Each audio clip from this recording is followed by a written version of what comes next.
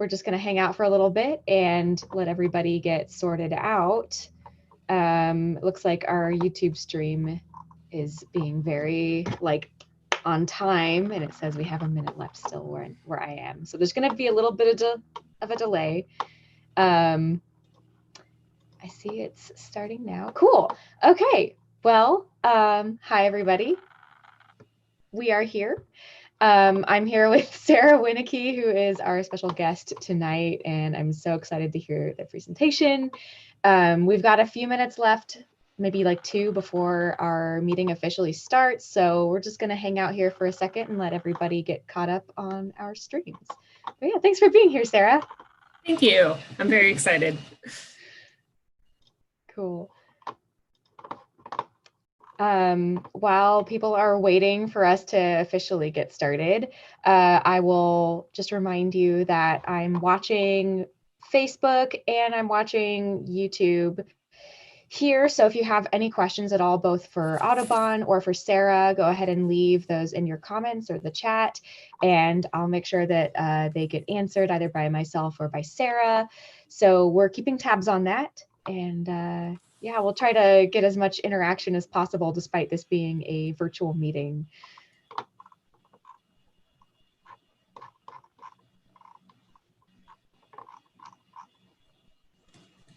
All right.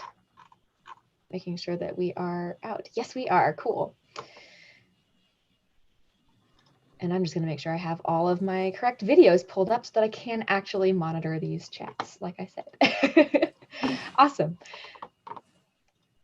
Okay, well, let's go ahead and get started. So I'm just going to, first of all, welcome everybody officially. We are starting our first digital online program meeting for the Wichita Audubon Society. I'm Rachel Rath. I'm your Wichita Audubon Vice President.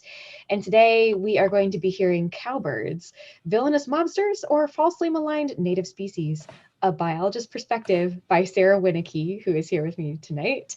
So again, as Sarah presents tonight, I will be watching the comments both on YouTube and Facebook. Post your questions, we will answer them. Sarah will answer them. And Wichita Audubon Society is a chapter of course, the National Audubon Society. And we do have some more programs coming up. So that's the only announcement I really have for us today. The next 2 meetings, October and November, are going to be online. Same time, same place. We have October 20th is Forest Park Owls, Hiding in Plain Sight by Mark Glenshaw. And November 17th is going to be Life's a Beach, The Struggle of Coastal Shorebirds by Alan Saylor. Our next meeting after that is January, and we're going to be reevaluating whether we can do in-person meetings at that time. So that's in the future, and otherwise, yeah, we'll be here every month. And with that, I'm going to introduce Sarah, or rather let them introduce themselves. Sarah Winnicki is a PhD student at the University of Illinois at Urbana-Champaign and a former master's student at Kansas State University. So Sarah, I know that you wanted to introduce yourself a little bit. Why don't you take it away? I will do that. Could you let me share my screen? Oh, I'm so sorry. I thought I had already done that. Sorry. Should have asked that. I am so sorry. Aha. There you go. You should be good now. Thank you. Otherwise, I'll just like wing it. You'll just have to look at my face this whole time. Get this started. All right. Thank you so much for tuning in. And thank you for the introduction. I'm here to talk about cowbirds. I apologize if this is a little bit rough. I'm used to speaking to an audience so that I can, react with not speaking to the silence of my living room. So if you would look for cowbird comments on Twitter, this is something that you might find. That's a brown-headed cowbird, the most neglectful parents of the bird world. A distaste for cowbirds is not only present in some random Twitter user's feed. This is the official U.S. Fish and Wildlife Service migratory bird account. They say it's National Invasive Species Awareness Week, and in the bird world, that means brown-headed cowbirds. Learn about what you can do to help prevent the spread of invasive plants and animals. As we'll see later, cowbirds aren't actually invasive, and they're actually protected by law. So this tweet is wrong on a few counts. But again, this is coming from an official US Fish and Wildlife Twitter account. A distaste for cowbirds is not something new. Here's a book from 1966 called Never Trust a Cowbird. I've not had a chance to actually read this book, so I'm not sure why George Laycock is telling us to not trust cowbirds. But if you have it and you have read it, consider yourself lucky. The going price is currently $855 on Amazon. If you Google brown-headed cowbirds, Google presents commonly searched phrases like, are cowbirds bad? Should you kill cowbirds? And how do I get rid of cowbirds? Folks wanting to get rid of cowbirds is such a problem that the National Audubon Society published an article titled, Is it okay to remove cowbird eggs from host nests? It could be tempting to interfere with these brood parasites. So what is it about cowbirds that make people hate them so very much? Before I talk cowbirds, I want to introduce myself. Sorry for not doing that first there, Rachel. My name is Sarah. Here's my contact information. I'll put this up at the end of the talk, but I wanted to give you a chance to be able to tweet me mean things about me as I go or something like that. This photo from Audubon magazine makes me look like a polished biologist, but most of the time I look something like this, dressed in my grungy field clothes. Throughout the talk, I'm going to be showing photos of my work, which includes pictures of nests and pictures of me handling eggs and nestlings. So I want you to know that you shouldn't be doing this without training and official permits. I can talk more about why I feel justified handling birds for my research if you want, but that's not really the scope of this talk. I've been a birder since I was a really little kid. Here I am searching for rare gulls at about age 11 or so. When I was 12, I joined the Ohio Young Birders Club, the first statewide birding club for young people in the nation. The Young Birders Club gave me some amazing opportunities to speak at conferences like here in the middle, to lead bird conservation projects, and even intern with a wildlife ecotourism company in the Galapagos Islands when I was a high schooler. I mention all this because, to the best of my knowledge, Kansas doesn't have a Young Birders Club. I'll just say that it's worth investing in young birders and future conservation leaders. And without the Ohio Young Birders Club, I would have never become a biologist. I got my undergraduate degrees from Denison University near Columbus, Ohio. I did not have a mentor at Denison who was an ornithologist, so I had to kind of seek opportunities elsewhere. I worked for the Ohio State University for a summer, banding red-winged blackbirds and studying some mites that parasitize those blackbirds. And at Denison, I was able to curate a natural history collection working with the bird study skins. My sophomore year, I joined the Boyle Laboratory at Kansas State University for a summer research program. Dr. Alice Boyle, seen here skating with us, studies grassland birds outside of Manhattan, Kansas, and studies tropical manakins in Costa Rica. I don't really know if I got the short end of the stick when I was put in the grassland bird project rather than the Costa Rica project, but there's no cowbirds there, so at least no brown-headed cowbirds. I worked with Alice for the last 2 years of my undergrad research, and then I joined her lab as a master's student. I'm currently a PhD student at the University of Illinois at Urbana-Champaign, working with Drs. Mark Halber and Dr. TJ Benson. And Dr. Halber in particular is notorious for his work with brown-headed cowbirds. This is the neon sign in front of our laboratory office reading Cowbird Lab.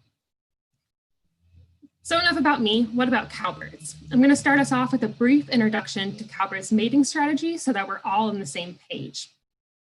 When we think of parasites, we often think about blood-sucking insects or gut parasites, or perhaps the critically acclaimed movie Parasite. I'm going to be talking today about a very special type of parasite, the brood parasites. They're described by Wikipedia as organisms that rely on others to raise their young. This strategy appears not only in birds, but also in insects and fish. You can see here some fish nests that may very well be parasitized. I'm going to refer to the ones laying their eggs in another's nest as the parasites, and the hosts will be the birds in whose nest the eggs were laid. So parasite lays eggs in host nests. I'm going to start out with con-specific brood parasitism, con for same and specific for species. So this is when a bird lays its eggs in the nest of another bird of the same species. This is often referred to as egg dumping. This happens a lot in wild ducks. This female goldeneye may very well build her own nest, but she'll also lay eggs in the nests of other goldeneye. So why might this be a useful strategy? Why would this have evolved? The biggest threat facing nesting birds is predation. The majority of many species nests are eaten by predators before the birds even grow up. Here, for example, is a fox snake in the nest of an American robin. I've been trying to study this robin nest, so I was a little bummed that this snake was in the nest, but probably not as much so as the parent robins. If there's a high chance of predation, it would make sense for birds to spread their eggs into other nests. Putting more eggs in more baskets could mean that if this female's nest is eaten, maybe some of her eggs will survive in some other nests. So conspecific brood parasitism can benefit the parasite babies, or the parasite parents rather, the ones that are laying those eggs in a lot of different nests. But what about the hosts that are being parasitized, those ones that are receiving those eggs? You may have seen some incredible photos of ducks leading many, many ducklings around. Some of these goldeneye babies may not be the offspring of the host mother who's leading them. But in ducks, this may not be a huge problem for that mom. She isn't feeding these ducklings, she's just kind of shepherding them around, having them find their own food. So having a few extra likely doesn't cost her much time or energy.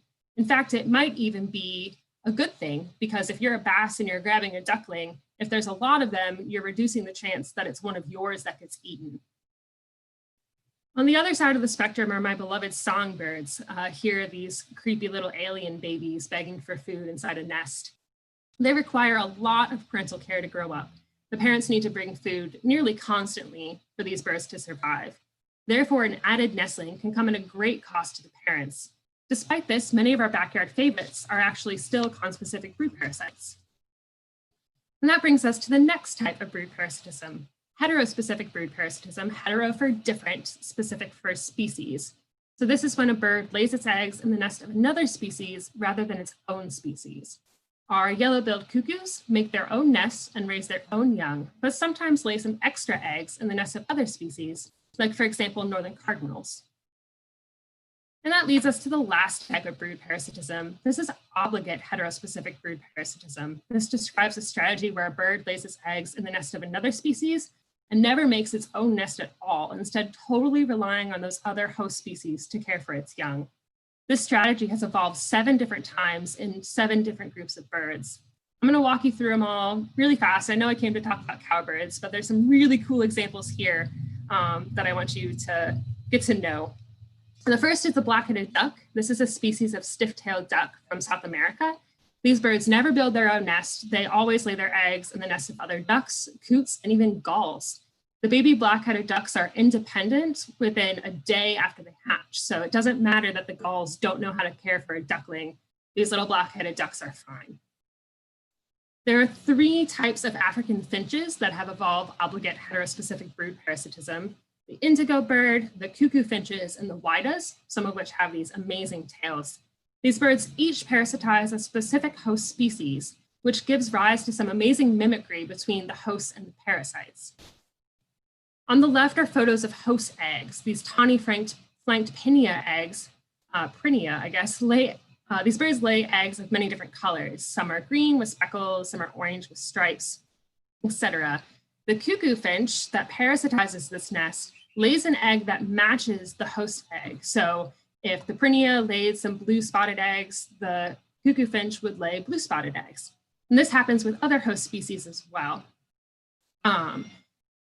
So if these eggs look so similar, the prinia won't force any of the cuckoo finch eggs out of the nest, because you would risk throwing out your own egg if you can't identify one from the other. So they can't risk removing the parasite without threatening their own eggs. These indigo birds, cuckoo finches, and whitas grow up alongside the host young. So they don't kill the host babies, they grow up together. If they looked very different from the host babies, the adults might be able to differentiate them, and they'd only feed their own babies or would kill the parasite babies. So instead, they've evolved to look just like the host babies. So here, this common waxbill has evolved these fantastic bill structures that make it look really unique. But the parasite, the whita, has also evolved very, very similar bill structures, so the parents wouldn't be able to tell them apart. You could imagine the waxbill might evolve even more elaborate bill structures, and the whita would follow. And we call this an evolutionary arms race. Another parasitic bird in Africa are the honey guides. These birds have a fascinating relationship with humans. They lead humans to beehives. When the humans break open the hive for honey, the honey guides eat all the bee larvae inside, and the humans can get this honey. And researchers think that this has been happening for thousands and thousands of years.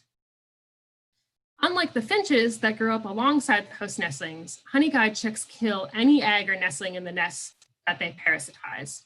The babies, they've evolved to have these garish hooks on the end of their bills when they're babies, and they use this to puncture eggs and to attack the other nestlings in the nest. Audubon describes them as terrorizing their victims. By eliminating the other birds in the nest, the honey guide young can ensure that they're no longer competing with those host nestlings for food. Next, we have the Old World cuckoos. These are species native to Europe, Africa, Asia, and Australia. They're perhaps the most classic example of brood parasitism. You'll often see images like this of a gigantic cuckoo baby being fed by a tiny warbler. Like finches, cuckoo match their eggs to their host. So the spotted cuckoo eggs here look like the host reed warbler eggs. The grayish cuckoo eggs here look like the redstart eggs, etc. They also match their nestlings. So you can see these amazing colorful nestlings that have evolved because of this cuckoo threat, but then these cuckoo nestlings have evolved to look exactly the same.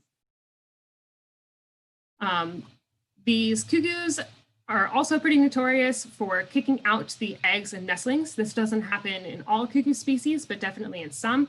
So these nestlings are only like a day old, and they're already able to use their wings to force eggs and babies out of the nest, which is pretty spectacular.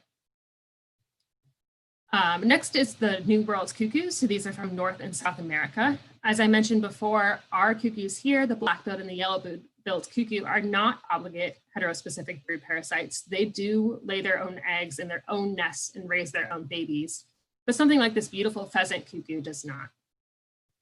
And finally, that leaves us with cowbirds, like our beloved brown-headed cowbird from Kansas.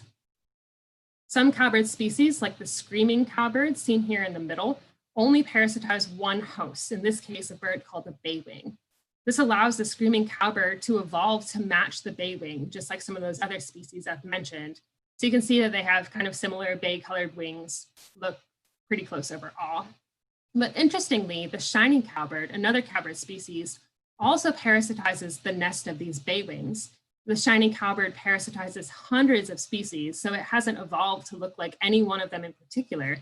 And so when it parasitizes these baywing nests, it is not as successful as the screaming cowbirds would be, because the baywings can tell those shining cowbirds apart. And finally, that brings us to our Kansan brown-headed cowbirds. Like shining cowbirds, these birds parasitize hundreds of host species, up over 200 for sure. They're native to the Great Plains of North America, where they notoriously follow around bison, earning them the name bison bird. As cattle replaced the bison, they became known as cowbirds. It's interesting to note that cowbirds did not evolve brood parasitism to follow the bison, which is a myth that many of us have been taught, including me. Instead, the cowbird group likely evolved parasitism in Central America, where there were no giant ungulates, no big bison herds to follow. You may have noticed that there's a lot of cowbirds here in the Great Plains. Here's a picture I took of cowbirds gearing up to migrate at Cheyenne Bottoms in central Kansas. Here's another angle of that flock. There are a lot of cowbirds. So I'm here to convince you tonight that cowbirds are villainous mobsters.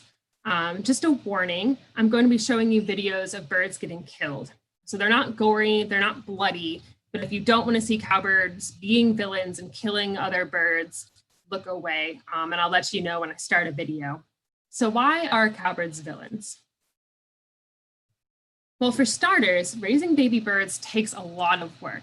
Host parrots need to build a nest, they need to lay their eggs, they need to incubate their eggs, they need to feed the babies in the nest, they need to feed the fledglings after they leave the nest. Cowbirds don't put in any of that work at all. Instead, they foist all that work on their hosts. So first off, cowbirds are villains because they don't care for their own kids. Cowbirds have to be very careful about when they lay an egg. So let's say they find a host nest full of eggs. If those eggs are newly laid, the cowbird can lay its own egg and it'll develop and hatch alongside those hosts. If the host eggs are not newly laid, if they've been incubating for a while, those host birds will hatch well before the cowbird is ready to hatch. By the time the cowbird hatches, the host will be big enough to outcompete the cowbird, and it'll likely die. So the cowbirds need to time this really precisely and make sure that they lay their eggs at the same time as their hosts. So how do they figure that out? They could be watching the hosts, monitoring the nests, but we also think that at least some of them will determine this by poking a hole in the host egg to see how far along the bird has been developing. So if they poke a hole and there's a big baby in there, they know not to lay their cowbird eggs. And then they would take that damaged egg, they throw it out, and they replace it with a cowbird egg. I forgot to mention, this is a cowbird egg here on the back, this beautiful speckly egg, and in the front is a grasshopper sparrow egg, also beautiful and speckled. So cowbirds are villains because they reduce host breeding success by poking holes in and removing host eggs. So let's say the cowbird gets to a nest, like this dick sisal nest here, pokes a hole in the egg, and learns that those host embryos are almost ready to hatch, that they'd hatch well before the cowbird, that laying an egg isn't a good idea. So what does the cowbird do? Leave those host eggs to develop, leave those parent birds alone? Of course not. In some cases, they'll destroy all of the eggs in the nest. So why would they do this? Imagine if this cowbird left these eggs totally alone. They would hatch in a few days. Mom and dad would care for those baby birds in the nest for another 12 to 15 days. Those birds would fly away from the nest and still require mom and dad to take care of them as fledglings for another 15 days. And it would be over a month until those birds would start building a new nest. If you're a cowbird, you want to lay your egg now. You don't want to wait a whole nother month for those host parents to build another nest. So destroying the nest, killing all these eggs, will force those parents to start a new nest, maybe even that day. So this is a practice, destroying the nest, that we call farming, because in destroying the host nest, cowbirds are laying the seeds of their next parasitic attempt. So cowbirds are villains because they farm hosts by destroying whole clutches. If the cowbird lays an egg and it hatches, it will grow up alongside the remaining host young. So this isn't a species that throws out the babies like those cuckoos or something like that, or kills them like the honey guides. The cowbirds are big and voracious. Here on the right is a gigantic cowbird, and here on the left is a much smaller grasshopper sparrow. These big cowbirds are always begging for more food, reaching above the head of the smaller hosts like this little sparrow. These large cowbirds can outcompete the host nestlings, sometimes even to the point of starvation and death. So cowbirds are villains. Hey, Sarah, we lost your audio for a second there. Oh no, how far? Or I did. How far back should I go? Oh, I think it's me, sorry. Okay. Okay, we're back. Okay, excellent. Yeah, let me know. I don't want to just talk into the void. Oh, so yes, cowbirds compete with host offspring and sometimes kill them. Does farming happen only at a young age, you ask, at that egg stage? Of course not. If a cowbird arrives at a nest and sees that it's full of host nestlings, they may kill all the nestlings too, again, to force those parents to start a new nest. So here's one of those videos I mentioned. This is some grainy footage we have from a low quality nest camera that we put in a dick sisal nest. So a female cowbird is going to come in and kill these little dick sisal nestlings. So don't watch if you don't want to see it. So she's just picking them up and tossing them out of the nest.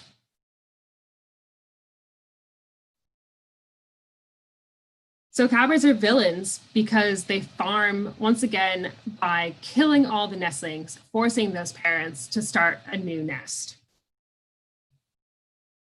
You may have seen some classic images of tiny, tiny parent birds feeding giant cowbird babies. Here in this photo that I stole, a common yellow-throat adult sits next to its colossal cowbird fledgling.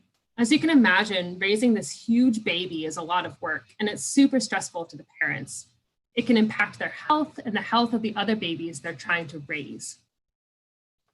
So cowbirds are villains because they stress and overwork host parents, even after they've left the nest.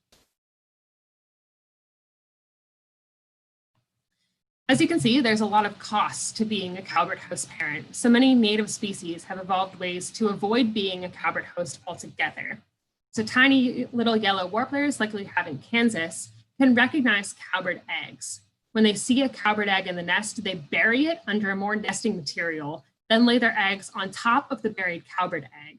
You can sort of see the big cowbird egg here in the bottom underneath those 4 little warbler eggs. The cowbird egg won't get warm enough during incubation. It won't touch the brood patch of that female that's sitting on it. And so it will never hatch and will never compete with the yellow warbler nestlings.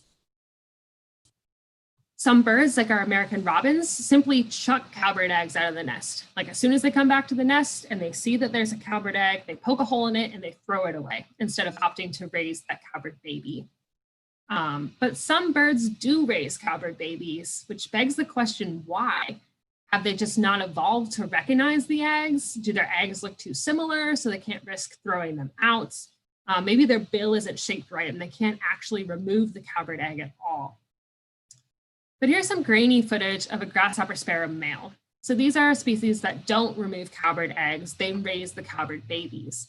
So this bird, he's the big stripy blob here, is going to reach into his nest here and pull out a cowbird egg.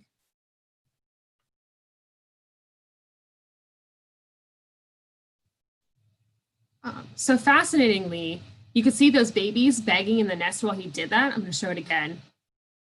They're actually cowbird babies in that nest. So if he's capable of removing that egg from the nest, why wouldn't he have done that before those babies hatched if they're going to compete with his little grasshopper sparrow babies? And this is where the mafia hypothesis comes in. As you can see here, cowbirds are mobsters. I'm very proud of this photo that I made. There's evidence that they come back to the nest to check on their eggs and babies. So after they've laid the egg, they might come back, particularly the female, over and over to make sure that her eggs and babies are okay. If those host parents are taking care of the babies, they don't mess with anything and they'll just leave. If those hosts didn't do a good job of taking care of the babies, if they had thrown out the egg or if they had let the nestlings die, these cowbirds will retaliate and kill everything in the nest. The idea that cowbirds reinforce their brood parasitism strategy with violence is known as the mafia hypothesis. So what does that look like in action? Here's a grasshopper sparrow nest where one of the cowbird eggs didn't hatch. This is, again, a gory video. So in comes the female cowbird, possibly retaliating for the sparrow's improper care for her egg.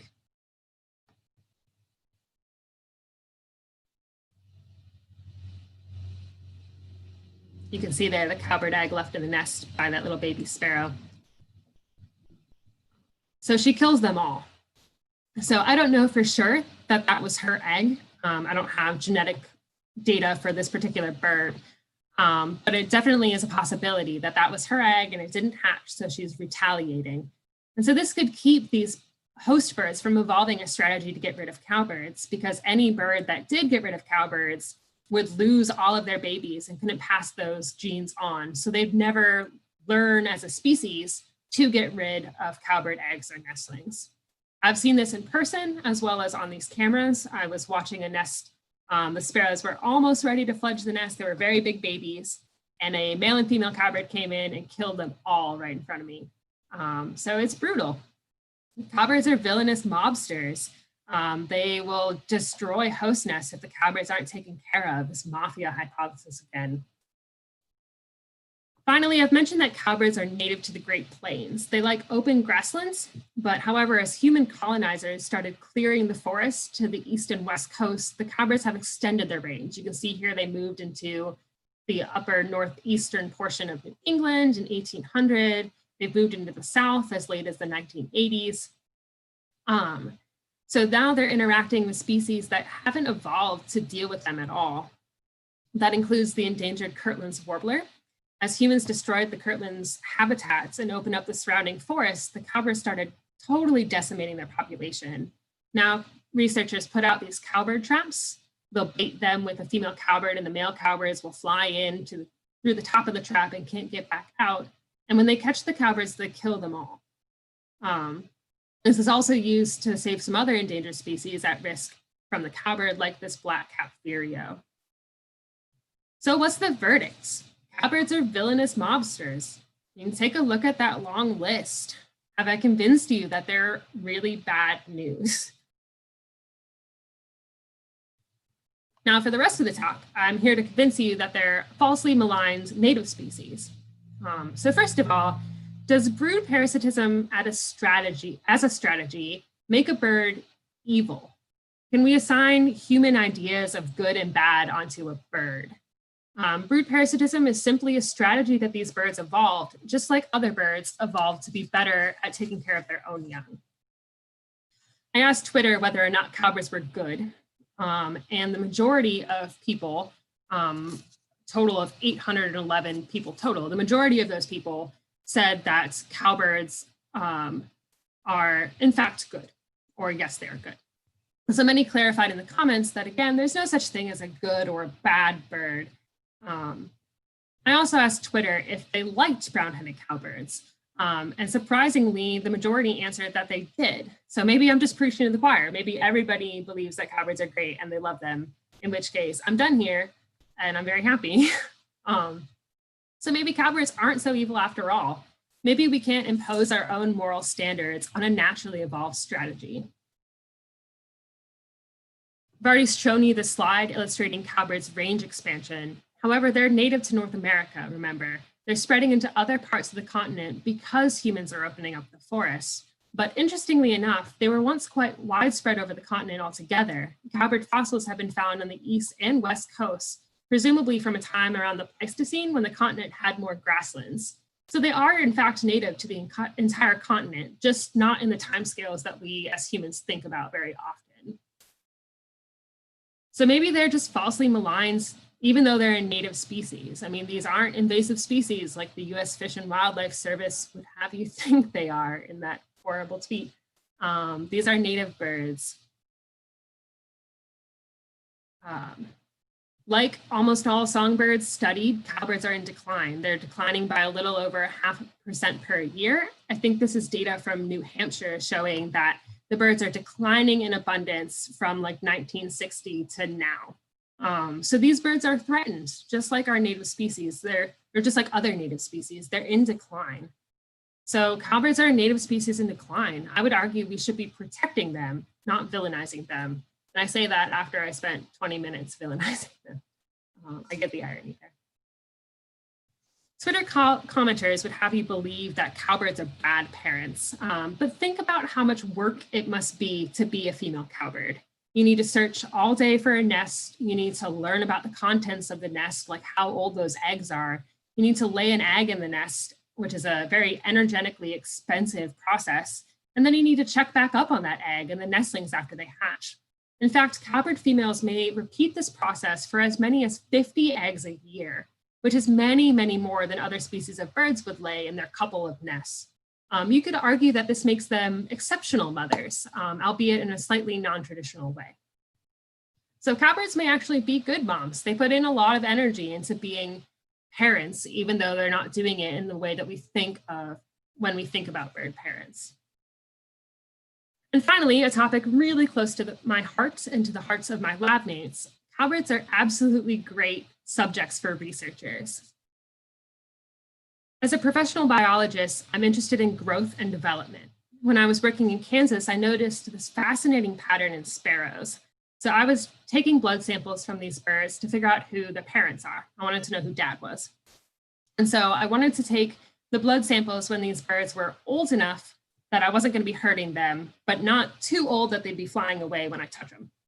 So I would go to these nests when they're all 6 days old. And sometimes these birds would look like this on the left.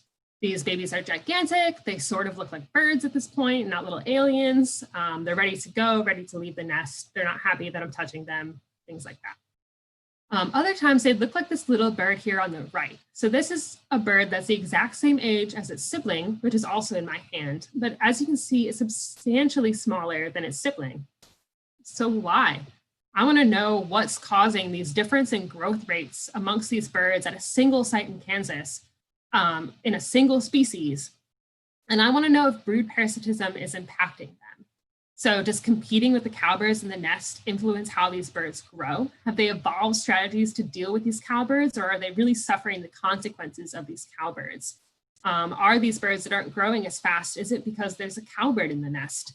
These sparrows here that grew really fast, you can notice that they're all sparrows in this nest. There isn't a single cowbird. So I set out to explore this at the Konza Prairie Biological Station, which is an experimental landscape outside of Manhattan, Kansas, owned by the Nature Conservancy and Kansas State University. It's a really great place to study brood parasitism because, as you can see in this pie chart, almost half of the nests that we study are parasitized, so about 47%. And when these nests are parasitized, they are really parasitized. So this nest on the left should have 5 blue dickcissel eggs, and instead it has an additional, 4 cowbird eggs. This nest on the right should have 5 dickcissel eggs, but it has only cowbird eggs. So when these birds get parasitized by cowbirds, they're really getting hammered here, which again makes it a really amazing place to study. Plus, it's really, really pretty. It's a great place to work. You can see that it's my backgrounds for whenever I'm Zooming. But I normally have to convince folks that Kansas can be really beautiful. But I'm hoping, talking to you all, that isn't the case, that you already know that Kansas is a wonderful place to be, especially the Flint Hill region where Konza is located. I studied 3 of the different cowbird host species on the prairie. The eastern meadowlarks are bigger than the cowbirds. You can see here these very, very large meadowlark eggs with 4 little cowbird eggs. And these 2 birds with stripy heads are meadowlark babies. And then there's this kind of tiny, grumpy looking cowbird in that nest. So I was expecting that if any of these host species that I study could successfully manage the presence of a cowbird, it would be these eastern meadowlarks. They're giant, they should be able to outcompete those cowbird babies. I was expecting that they're not gonna see a big cost to the presence of cowbirds. Next up are the dickcissels, a prairie favorite. They're about the same size as a cowbird. So their eggs, their blue eggs are almost the same size as the cowbird eggs. The dickcissels are the little kind of creamy brown babies, and the cowbird is the gray baby. They're all about the same size. So I was thinking that cowbirds might act as just an additional dickcissel. So it'd be like having an extra dickcissel sibling and not some horrible giant parasite in the nest. And finally, my last host are the tiny little grasshopper sparrows. They're my favorite, don't tell my other host species. But they lay these tiny eggs relative to the big speckled cowbird egg, and their babies can be much, much smaller than this gigantic, ugly cowbird. So I was expecting if any of the birds were suffering the most from competition with these cowbirds, it would be these grasshopper sparrow babies.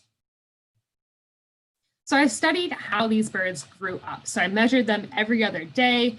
I took their mass here, their weight in grams, and I looked at how that developed as they got older. And as you can see here, there's a lot of variation. So meadowlarks are in purple.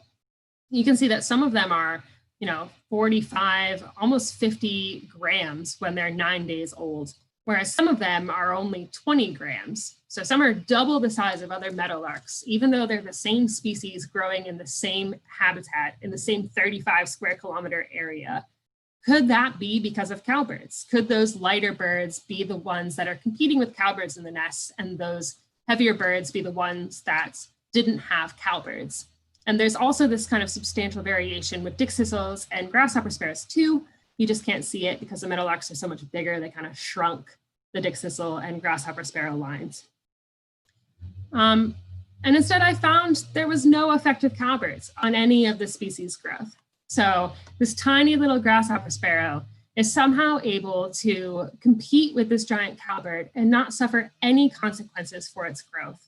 And maybe this is because these are historic hosts of the brown-headed cowbird. These birds evolved together on the prairies. Maybe they've evolved some strategy that makes them capable of raising cowbirds with few consequences to the growth and development of their own nestlings. Maybe the parent birds up their efforts when there's a cowbird in the nest and they bring more food. I have data to show that isn't true. Maybe they will invest differently in their eggs, giving their baby birds more resources when they lay those eggs, bigger yolks or something. There's a lot of ways where this could happen, and we don't have the data yet to say how they're doing this, but it is amazing that these historic hosts aren't suffering in terms of growth and development of their own nestlings. That's in contrast to something like these Kirtland's warblers, which, as I mentioned, really, really suffer from cowbird parasitism, and those cowbirds will often end up starving those other babies to the point of death. So there are some other folks that study other fascinating aspects of host bird biology. My colleague Shelby studies yellow warblers again. These little warblers, in addition to evolving this cool strategy where they bury dickcissel eggs, they've also evolved a special call that they produce when they see cowbirds. It's basically a noise in warbler language that means a cowbird's here. When they hear that noise, they all rush back to their nests and sit on their eggs so that the cowbirds aren't physically capable of laying an egg in the nest.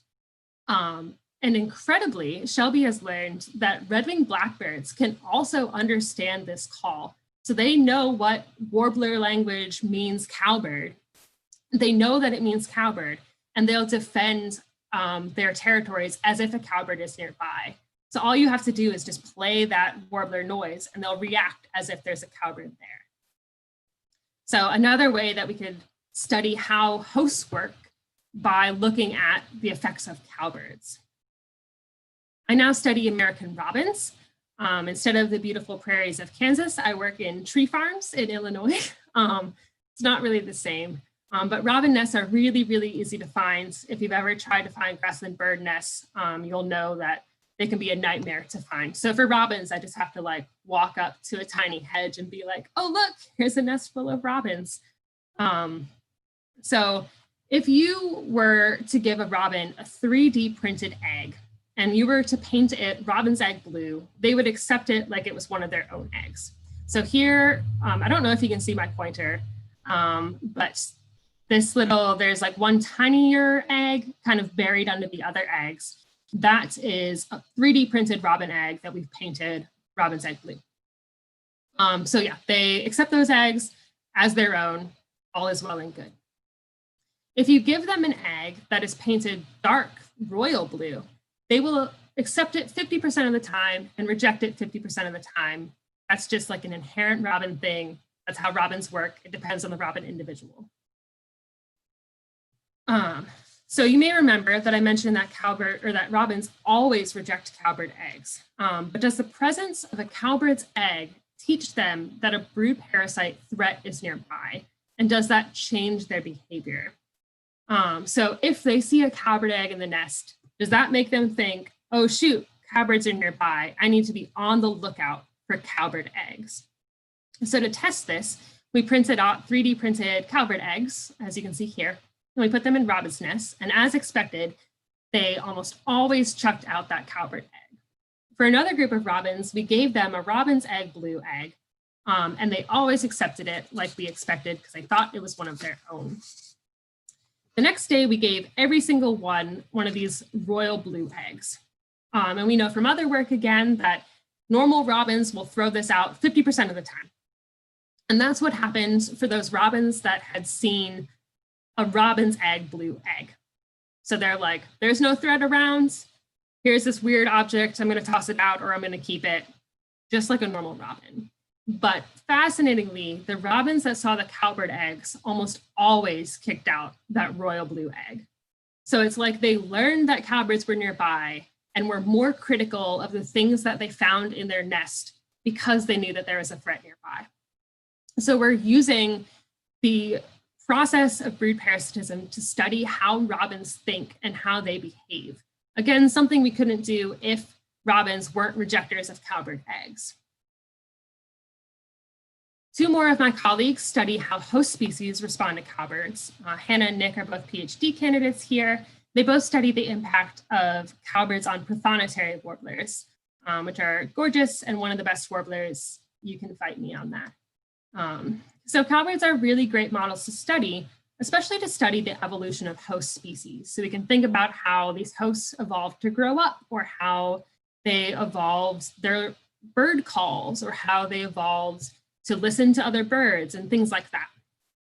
But cowbirds are also great to study on their own, as to study as a species.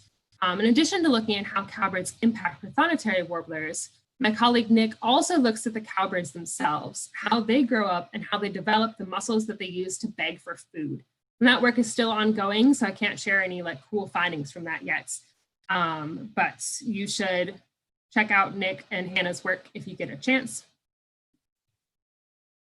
I also am fascinated by this. So I looked not only at the growth of the host nestlings, but also the growth of the cowbirds in the nest of those hosts. And I hypothesized that the host species themselves would have an impact on cowbird growth. They're different sizes, they make different types of nests with different nest environments, they're at risk from different predators, they bring different amounts of food. Surely that means that cowbirds grow differently in the nests of these different host species. And I'm looking at those same three hosts again, those meadowlarks, those dickcissels, and those grasshopper sparrows. I was particularly interested in the idea of food. So the host species likely bring different amounts of food to the nest. How does that impact how cowbirds grow? Do they grow faster if they get more food? That would make sense. Let's see. So this is the number of times that a bird visited the nest with food per nestling per hour. So if you're a nestling, this is the amount of food you get every hour. And if you're a meadowlark, EME for short, for eastern meadowlark, you're going to get less than one item of food per hour. So over a couple hours, you likely get one. If you're a dickcissel, you get more than one visit per hour, but less than two. So maybe over 3 hours, you'd get 3 visits. For a grasshopper sparrow, there's a big range because we don't have a lot of data, but it seems that they're bringing food more often than the dickcissels or the meadowlarks. So if you're a cowbird growing in these nests, perhaps you'd grow slowest in the nest of the meadowlarks because you'd have the least number of food visits. And maybe you'd grow fastest in the nest of the grasshopper sparrows. And I did not find that. So cowbird young experienced these dramatically different conditions in the nests of different host species, yet their growth patterns were not different between the different host nests, which I think is particularly incredible.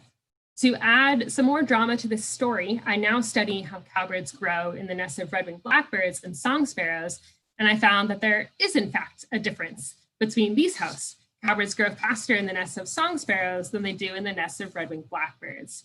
So why might some hosts matter and some hosts not matter?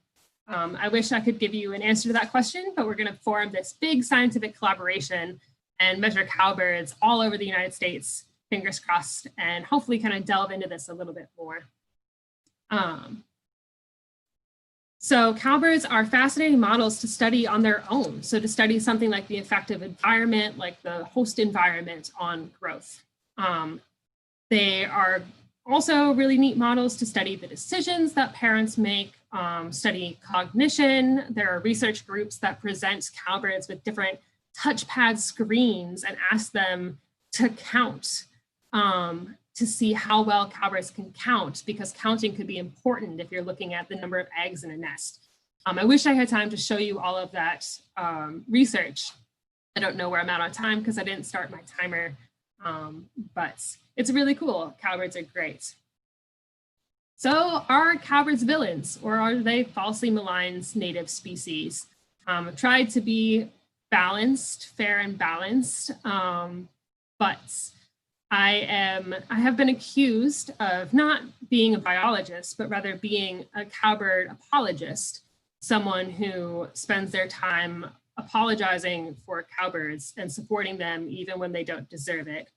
This is a title that I carry proudly on Twitter. So you remember, hopefully from before, that Audubon posed this question: is it okay to remove cowbird eggs from nests? And you may be asking, why is that even a problem?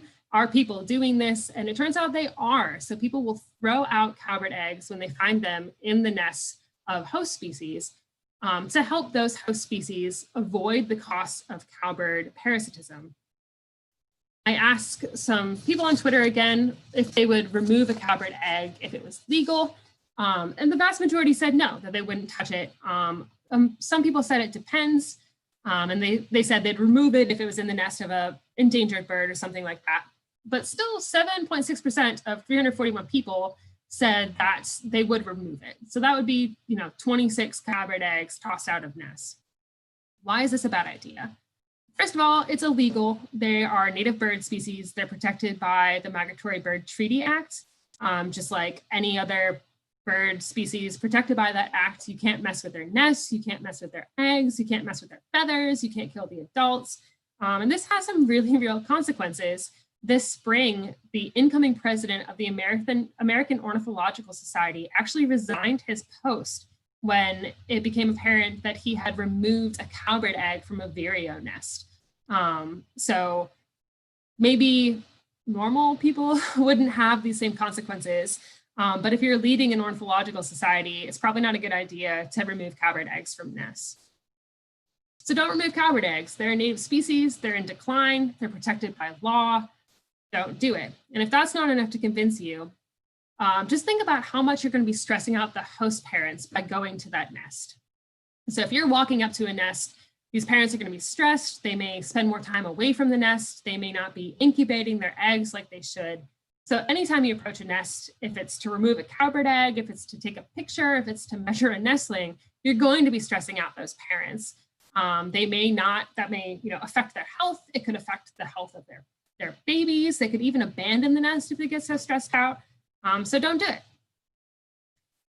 You may also be convincing the host parent that predators are nearby, because parents keep track of what's in their nests. And if they see that an egg is missing, even if it's a cowbird egg, they may think that a snake came up to their nest and ate that egg.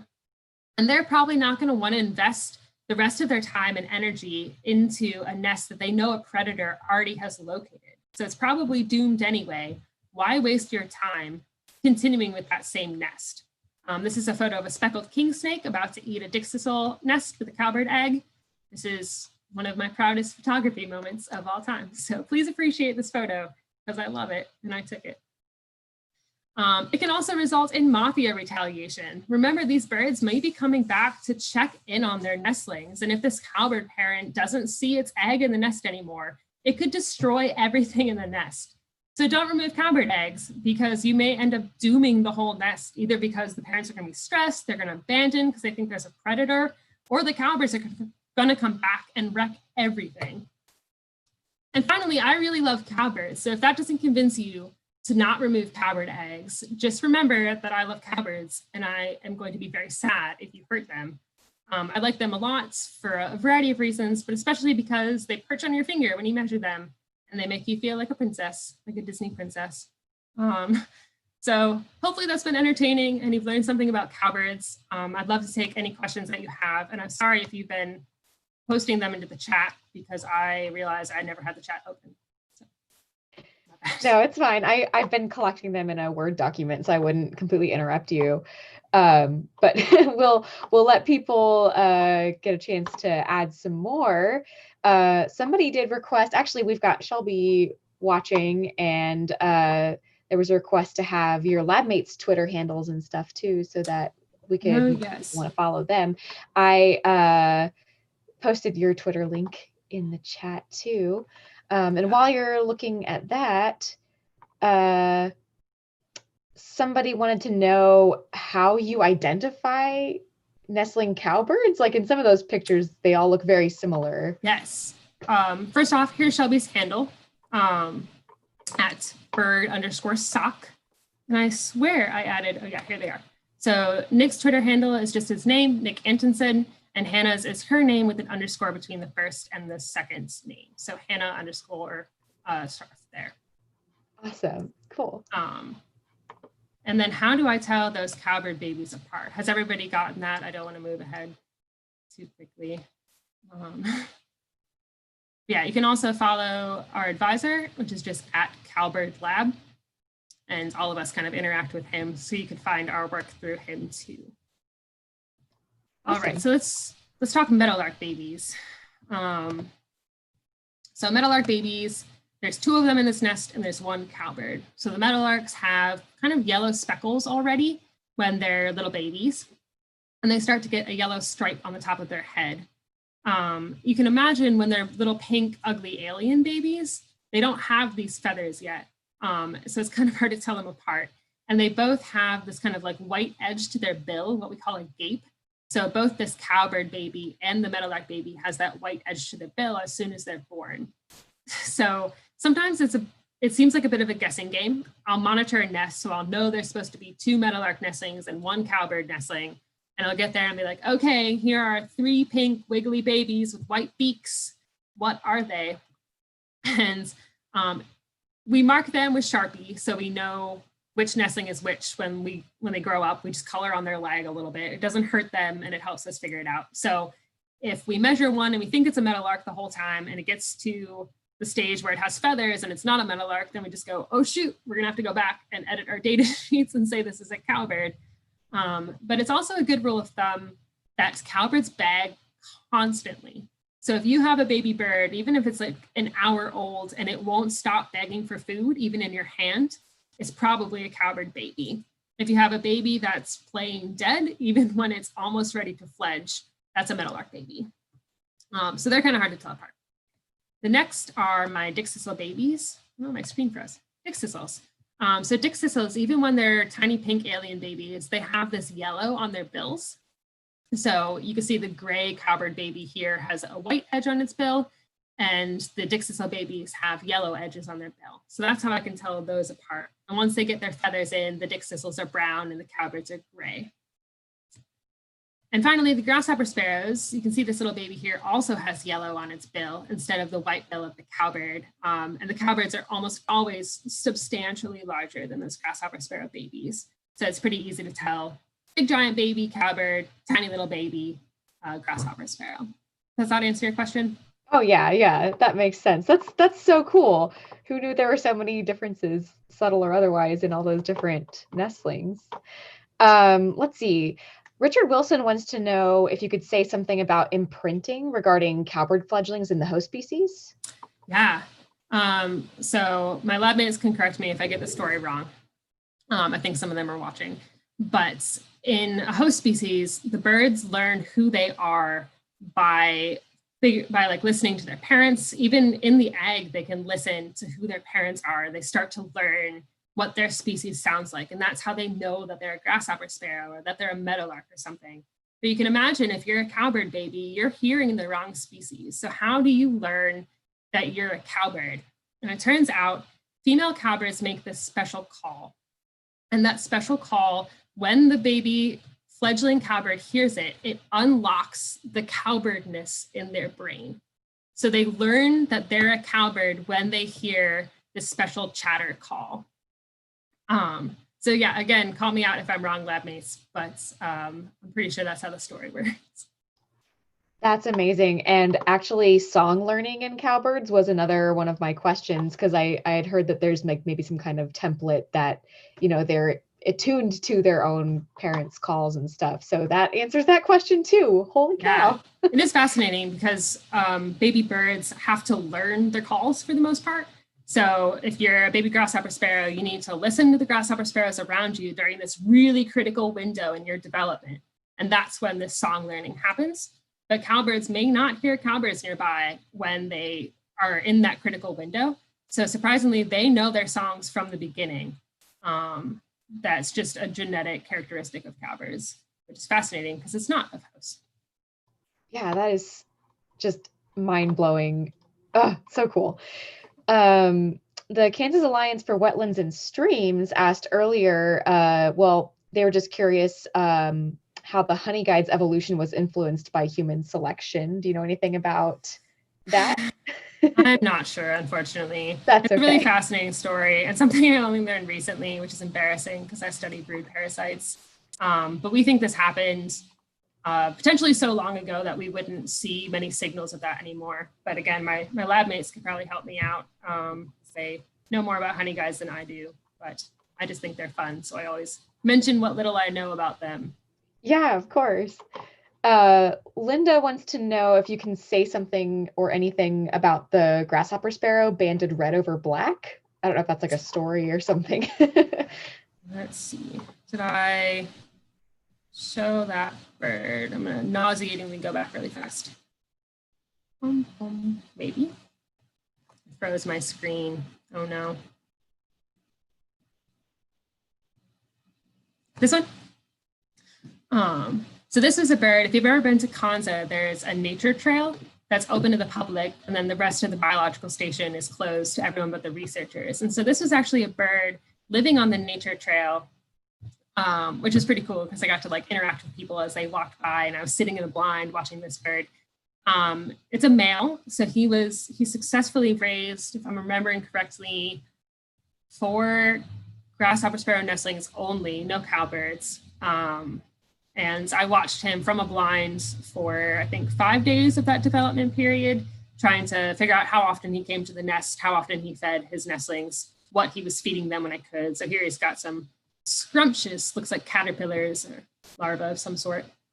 So that's all I have on him. But yeah, we put little bands on these birds so we know who the adults are. So we catch them once, put bands on them, and then we can go out every week and see where those birds are and kind of get a sense for where they're living, and then look for their nests. And then we take blood samples from adults and from the babies. And so I can do some genetic wizardry and figure out who is related to whom. And it's good fun. Did that answer your question about this male?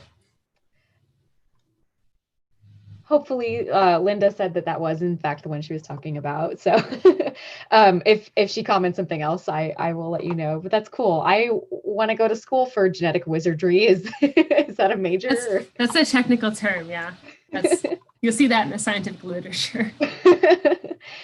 Okay, well, I have one more question from someone on YouTube, unless any more come in, and that is, why is it that when they do work on species like Kirtland's warblers, that they kill the cowbirds instead of just removing the eggs from the nests? I guess it's for the same reasons that I say we shouldn't remove eggs, like for us personally, because it'll disturb the nests of those already endangered host species, and they could abandon the nest if they're stressed out. It could make them think that there's a predator nearby, so then they'd abandon their nest and their nestlings, and it could result in this mafia retaliation if the cowbird comes back and sees that their eggs are gone. So instead of removing the eggs, they can eliminate the kind of source of the problem by actually killing the adult birds. And remember, these females can lay 50 eggs a year, so you can imagine you'd have to find 50 warbler nests and throw out all those eggs, or you can just kill one female and eliminate that whole threat. And it's been very successful. The Kirtland's warbler numbers are rebounding. There's very, very few cowbirds in the area. I know people who wanted to study cowbirds and Kirtland's warblers, and they can't because there's no cowbirds there anymore. So it's been a really successful program, and something that, as a biologist, I certainly support. But that's, I guess, why they're not removing the eggs themselves. They're just removing the adults. Awesome. Thank you so much. This has been such an informative, incredible program, and I'm excited for you to see all of the comments that you've been getting throughout. Oh, goodness. Sorry, I just had a question come in from Nicole Brown, who says, excuse me, there was another question from Beauty Chaotic. Do cowbird beaks work on touch screens, or do they give them a tiny stylus? They do work. I don't know how. I just watched a talk on this. So I'm not an expert by any means. But yeah, there are people who train birds to peck screens. Like, my hands don't work sometimes when it's cold out or when you're wearing gloves. It's like, how do beaks work? I don't know if there's special touch screens or what. But yeah, no stylus at least. I learned more than I ever knew I needed to know about cowbirds and cowbird research. Well, thank you so much, Sarah. And for those of you watching, if you want to find Sarah, we've posted their Twitter handle, but it's, if you just search for their name, Sarah Winnicki, you'll find them on Twitter. And you can shoot any questions you have that you didn't get a chance to ask directly to them on Twitter. So go ahead and find them there. Follow all the lab mates, who your lab mates have posted all the handles in the YouTube chat at least. Nice, thank you all. And everybody says thank you. So, you know, it's been a very wonderful presentation, and I guess we'll wrap it up there. So thanks, Sarah. And hopefully everybody who's been tuning in, we'll see you next month, October 20th, for a presentation on owls. But yeah, all right, thanks. Thank you so much for having me.